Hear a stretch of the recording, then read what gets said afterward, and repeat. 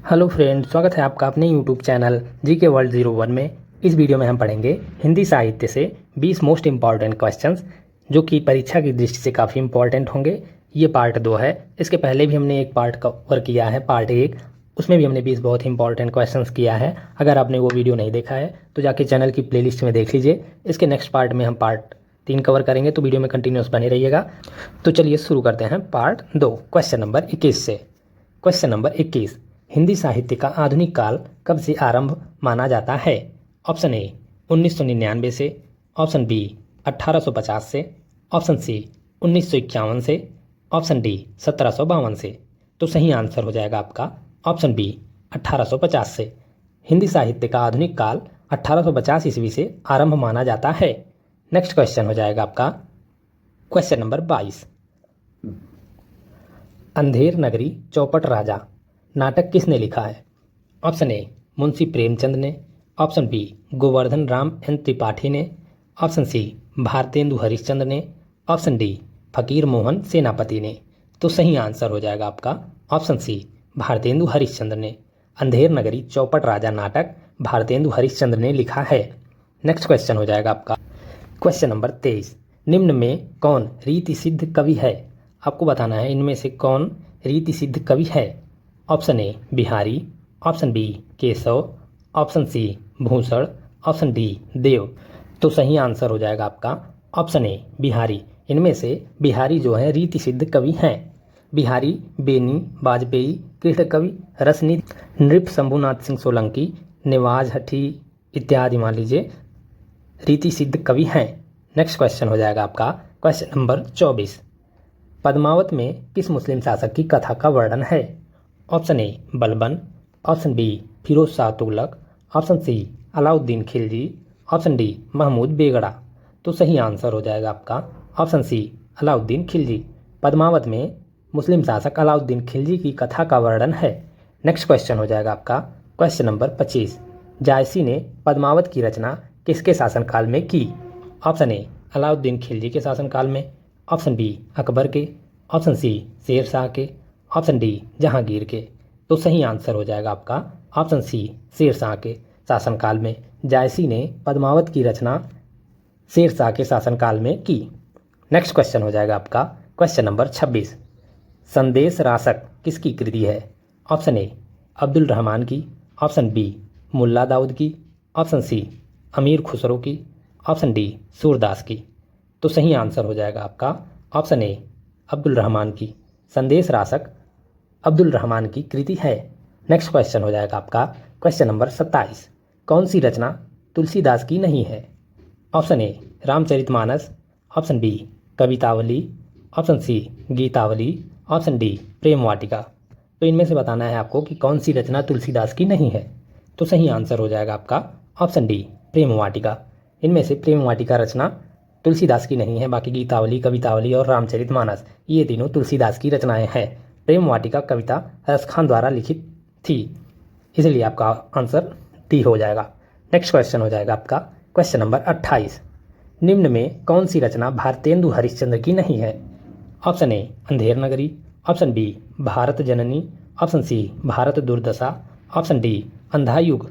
तो सही आंसर हो जाएगा आपका ऑप्शन डी अंधा युग। इनमें से जो है अंधा युग भारतेंदु हरिश्चंद्र की रचना नहीं है, बाकी अंधेर नगरी, भारत जननी, भारत दुर्दशा ये तीनों भारतेंदु हरिश्चंद्र की रचनाएं हैं। अंधा युग धर्मवीर भारती द्वारा रचित हिंदी काव्य नाटक है।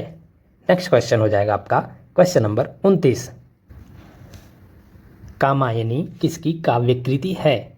ऑप्शन ए जयशंकर प्रसाद की, ऑप्शन बी सूर्यकांत त्रिपाठी निराला की, ऑप्शन सी शत्रुघ्न प्रसाद शर्मा की, ऑप्शन डी महादेवी वर्मा की। तो सही आंसर हो जाएगा आपका ऑप्शन ए जयशंकर प्रसाद की। कामायनी जयशंकर प्रसाद की काव्य कृति है। नेक्स्ट क्वेश्चन हो जाएगा आपका क्वेश्चन नंबर 30, निम्न में कौन सी लंबी कविता निराला कृत नहीं है? ऑप्शन ए Ram ki Shakti Puja, option B Saroj Smriti, option C Tulsidas, option D Andhere Mein. तो सही आंसर हो जाएगा आपका ऑप्शन डी अंधेरे में। इनमें से अंधेरे में कविता जो है ये निरालाकृत नहीं है, सूर्यकांत त्रिपाठी निराला ने इसे नहीं लिखा है। बाकी राम की शक्ति पूजा, सरोज स्मृति, तुलसीदास ये तीनों निरालाकृत हैं। अंधेरे में गजानन माधव मुक्तिबोध ने लिखा है। नेक्स्ट क्वेश्चन हो जाएगा आपका क्वेश्चन नंबर 31। निम्न में कौन सी रचना जयशंकर प्रसाद की नहीं है? ऑप्शन ए आंसू, option B Juhi ki Kali, option C Kamayani, option D Prem Pathik. तो इनमें से बताना है आपको कि कौन सी रचना जो है जयशंकर प्रसाद की नहीं है।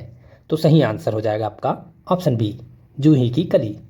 जूही की कली जो है ये जयशंकर प्रसाद की रचना नहीं है।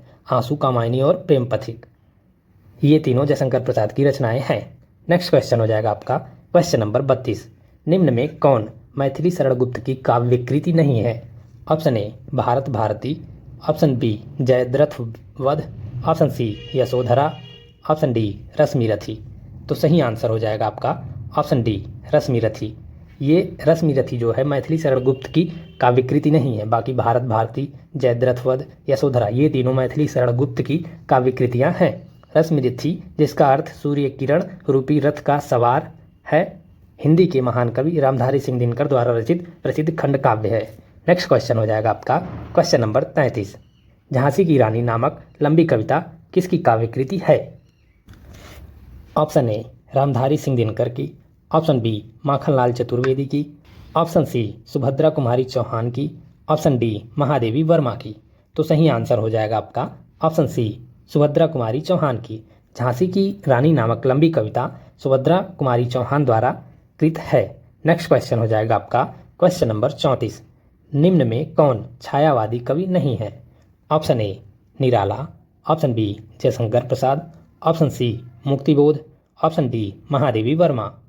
तो सही आंसर हो जाएगा आपका ऑप्शन सी मुक्तिबोध। मुक्तिबोध जो है ये छायावादी कवि नहीं है।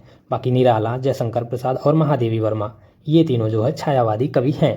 नेक्स्ट क्वेश्चन हो जाएगा आपका क्वेश्चन नंबर 35। केदारनाथ अग्रवाल किस प्रकार के कवि हैं? ऑप्शन ए प्रगतिवादी, ऑप्शन बी छायावादी, ऑप्शन सी प्रयोगवादी, ऑप्शन डी हालावादी। तो सही आंसर हो जाएगा आपका ऑप्शन ए प्रगतिवादी। केदारनाथ अग्रवाल प्रगतिवादी कवि हैं। नेक्स्ट क्वेश्चन हो जाएगा आपका क्वेश्चन नंबर 36। लाल पान की बेगम कहानी किसकी रचना है? ऑप्शन ए अमरकांत की, ऑप्शन बी फणीश्वर नाथ रेणु की, ऑप्शन सी शैलेश मटियानी की, ऑप्शन डी यशपाल की। तो सही आंसर हो जाएगा आपको। ये क्वेश्चन हमने ऊपर किया है, उसमें पूछा गया था कि इनमें से कौन सी रचनाएं उन फणीश्वर नाथ रेणु की नहीं है, तो उसमें हमने पढ़ा था। तो फर्स्ट पार्ट में हमने शायद पढ़ा था, पार्ट 1 में। तो लाल पान की बेगम फणीश्वर नाथ रेणु की रचना है। नेक्स्ट क्वेश्चन हो जाएगा आपका क्वेश्चन नंबर 37। पंच परमेश्वर कहानी किसकी रचना है? ऑप्शन ए प्रेमचंद की, ऑप्शन बी अमरकांत की, ऑप्शन सी यशपाल की, ऑप्शन डी जैनेन्द्र की।